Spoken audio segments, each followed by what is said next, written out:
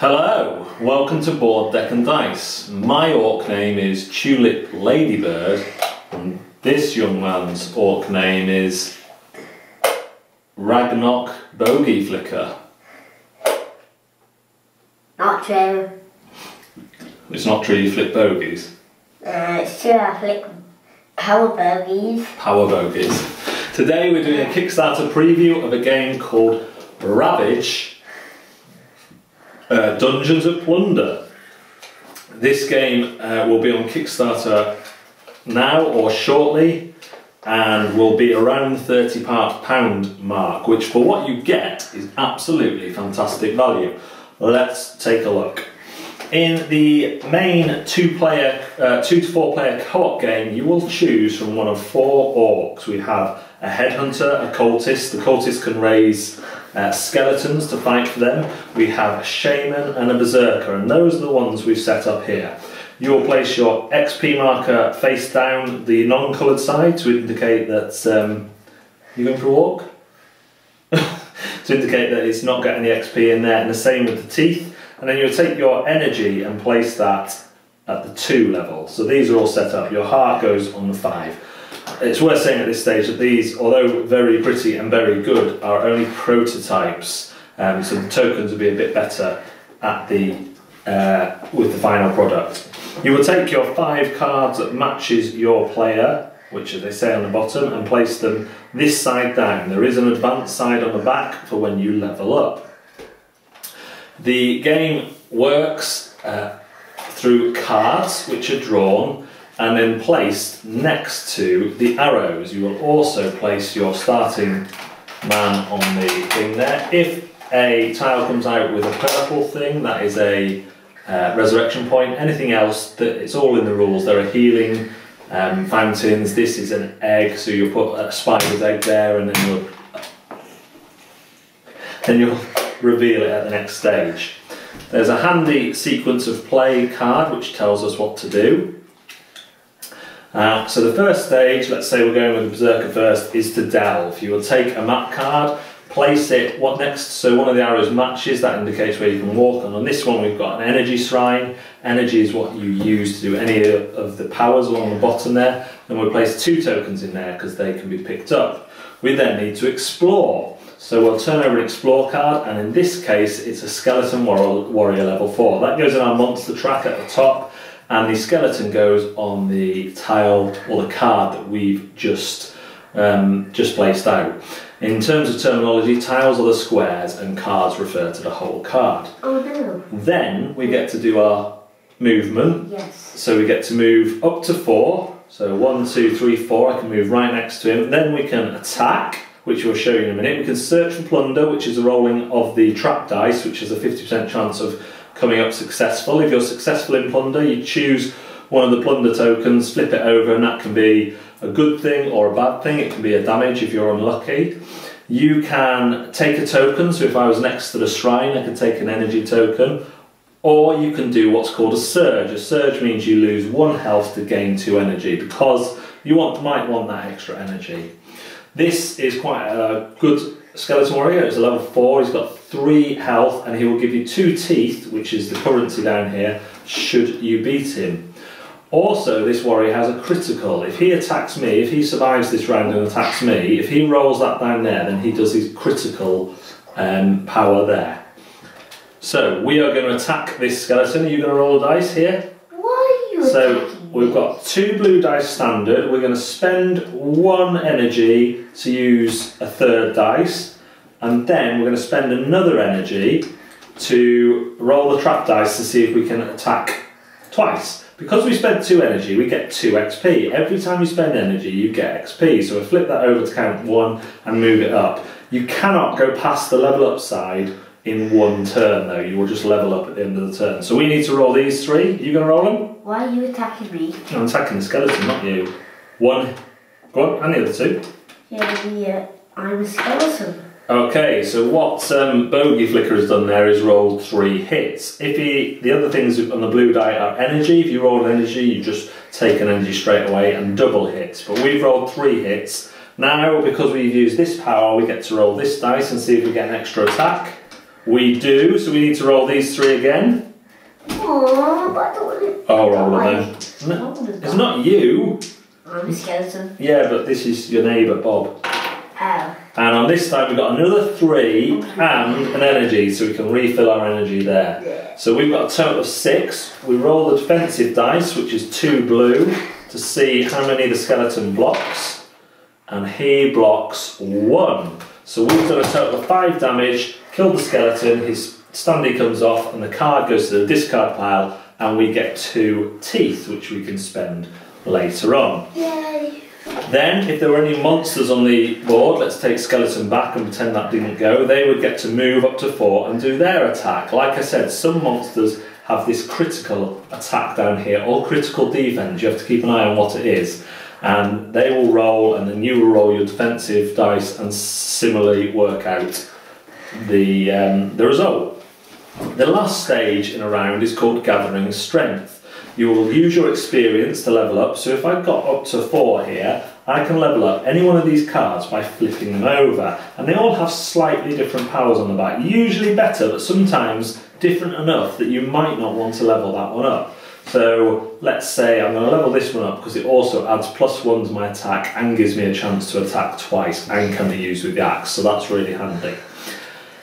Players will carry on like that. The turn will pass over to the next player and they will take their turn, adding more of the dungeon through delving, enemies through exploring, and all sorts of things like that. In the campaign mode,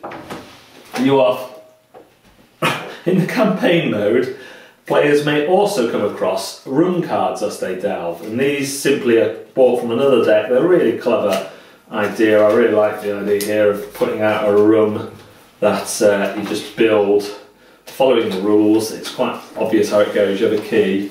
Oh, hello, Batman. And then something generally happens in that room. You have to take an item to the room or something like that, but that works really well. There are also a number of bosses in the game which may change with the Kickstarter, but at the minute we have 5 bosses, one of which hasn't been drawn yet. They have their own standees and their own little cards, deck cards to use with their attacks. And some bosses will stop you then exploring the dungeon, but some bosses, their powers stack, because as they come out you continue to delve and explore and see kind of what happens. There's a wealth of tokens in the game. As I say, these are kind of prototypes. Any damage done to a card does stay on it. There's blue dice, which are your weakest, pink dice, and black dice, which is your strongest, and then your trap dice, which operates any trap. Also in the deck may be the boss room. That's just where the boss spawns. There are a variety of goals in the campaign. It can be, like I say, carrying an item somewhere, being the first person out, so there can be a competitive element. As well as that's co-op mode. On the back of each board is a whole new board for Treachery mode. In this mode, you will get 3 cards with specific Treachery powers that level up in the same way. You still have all this stuff here, teeth, energy and XP and health. But you will control any monsters that come out on the explore phase, and you will use them to attack the other players. The orcs cannot attack other orcs directly. They can only do it through attacking with the monsters that they control. So the monsters on your monster track are now under your control, and you will use them as you use the orcs on your go. As well as that, there is a solo mode. In the solo mode, you take the boss card, you shuffle up the delve deck, and you insert this 10 down, and then when it comes out, you choose a random boss to fight and go from there. So that is a very brief overview of everything that Ravage has to offer, but of course there's much more because it was very brief. So what do we think of Ravage? The first thing to say about Ravage is that the components, even in this stage, reek of the quality that you're going to expect from the final game. People might complain that they're standees instead of miniatures, but I really like these. These are drawn really nicely. They have information on, and in the final game they're going to be clear stands rather than black ones, so you'll be able to see a lot more. And you're able to look onto the dungeon and instantly see who is where really clearly. I'm not a painter of miniatures, so when I play with the miniatures game, they're all grey, and sometimes it's hard to tell who is who, isn't it? But this is really quick and easy to look at. I really like that the map tiles are done on cards. It means that should the game ever be expanded, it's easy and relatively affordable to expand it. The tiles that go on the maps, the tokens, are done really well. There's a lot of variety in the campaign mode. We played this together, didn't we? Did we win or did we get... No, we got destroyed, didn't we? Yeah, because you died first and then I got to the boss. I kept on attacking the boss. He was like only titsy bit. There's lots of other enemies around, wasn't there? Yeah, and the archer got me. That's right. The archer got me. Yeah. And I died. Yeah, and so there is a little bit of luck that could come in it, depending on what comes out of the explore deck. Sometimes you can get traps out of the explore deck that you have to roll the trap dice for. Sometimes you get hidden pressure plates. Which one? Is that a new one? Sometimes you get bonuses where you can take a sneaky goblin card, which is the bonuses. Oh, I forgot to say about that. Oh, he's just showing you that. In the stage, alright, that's enough. In the stage where you level up, you also get to spend your teeth on up to 3 sneaky goblin cards. You draw 3 and you choose as many as you can afford, and they're really helpful. They offer one-time use cards or cards that will actually give you more attack dice or more defense dice, so they're really good as well.